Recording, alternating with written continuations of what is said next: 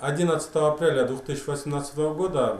ГКМБ Кыргызской Республики в рамках ранее возбужденного уголовного дела по факту незаконного вывода и хищения бюджетных средств проведены санкционированные обыски ОСО Target Company, Тяньшан Каинды, который ныне Фрезия, и аффилированные с ними ОСО Sky Logistic и Шелковый путь Транс, которые получили из государственного бюджета через возврат и возмещение НДС сумму более 290 миллионов сомов. В результате следственных мероприятий были обнаружены и изъяты бухгалтерские документы, пустые бланки об уплате налогов с заранее поставленными печатями налоговых органов стран ЕАЭС,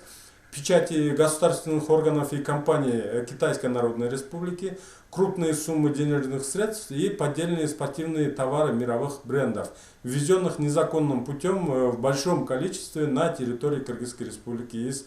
Китая.